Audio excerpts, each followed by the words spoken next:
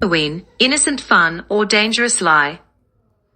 God's people around the world have just finished keeping the Feast of Tabernacles and the last great day. Along with the rest of other holy days, the 7 annual festivals picture the plan of salvation that God is working on this earth for man. The feasts of God are full of meanings. They tell us when and how to worship the Creator.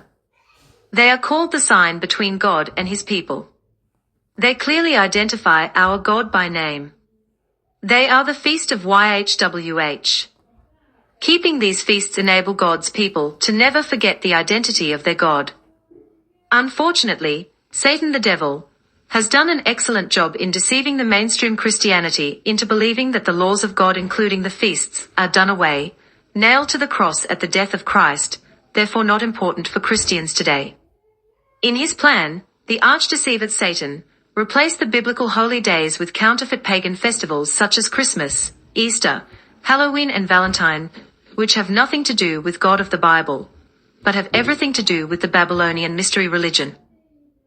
Around this time of the year, young people and children will be engaging in the celebration of Halloween. Billions of dollars will be spent by parents buying costumes to dress their children to look like witches, ghosts, hobgoblins, demons, dead men's bones, and then send their children out to commit extortion on their neighbors, demanding treats, and if they don't show up or give them anything, they will threaten them to play a trick on them. Why on earth would any parent allow their children to be involved in any of these kind of practices?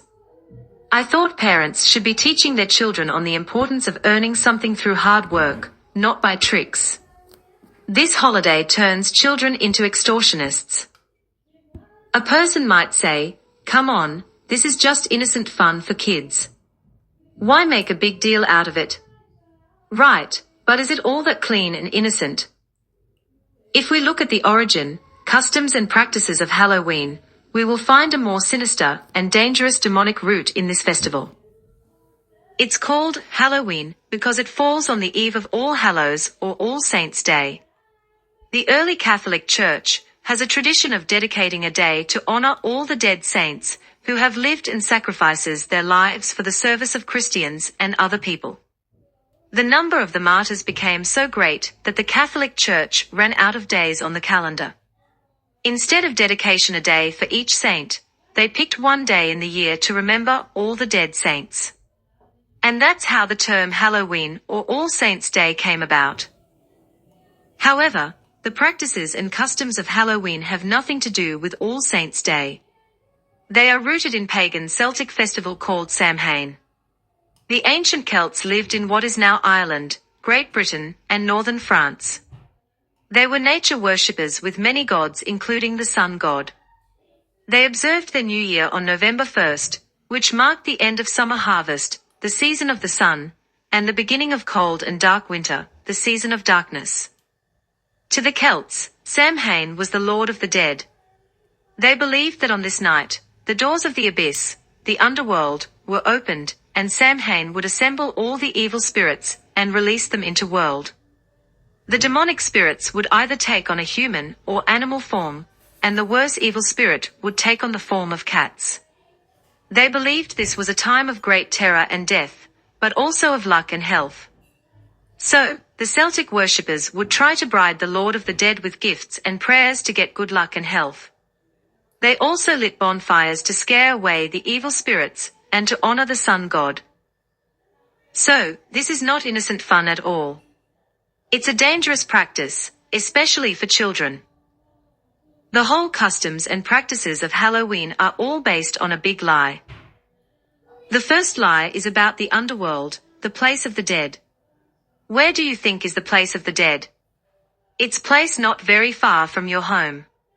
It's called a cemetery. It's not a place of horror or great evil.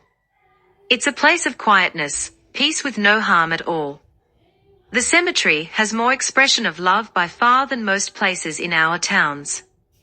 Just take a look at the flowers and the inscriptions on the tombstones. It's not a place of the death. It's not a place where you would find evil, but it is a place of love and peace. In Ecclesiastes 9 verses 5 to 6, we read the following.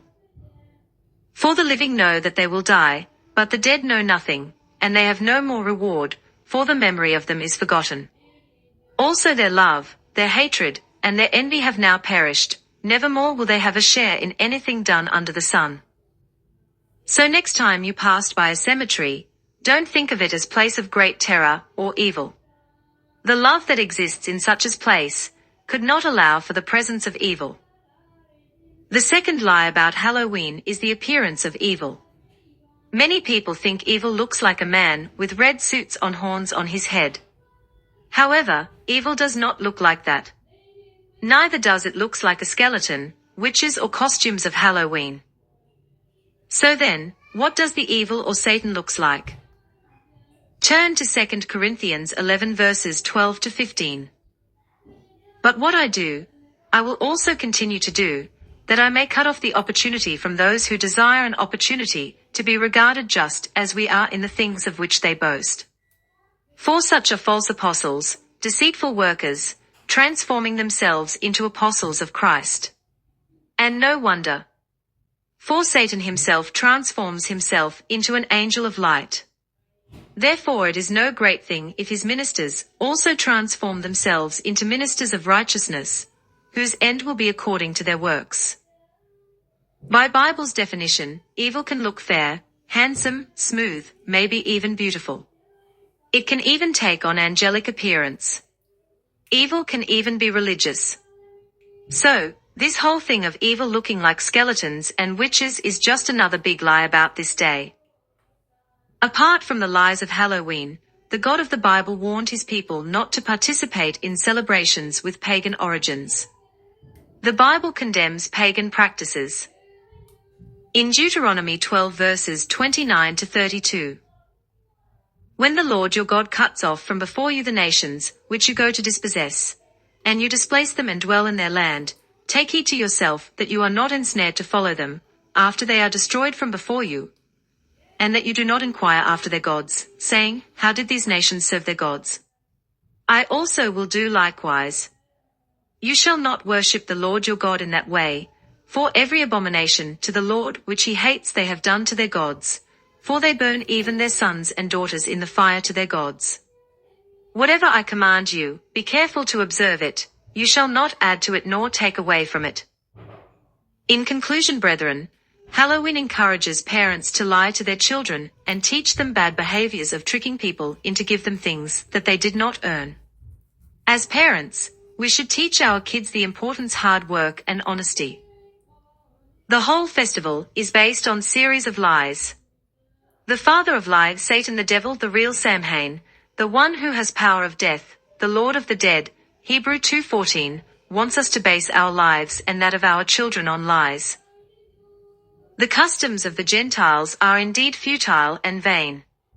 Halloween is rooted in pagan Celtic worships and has nothing to do with All Saint Day.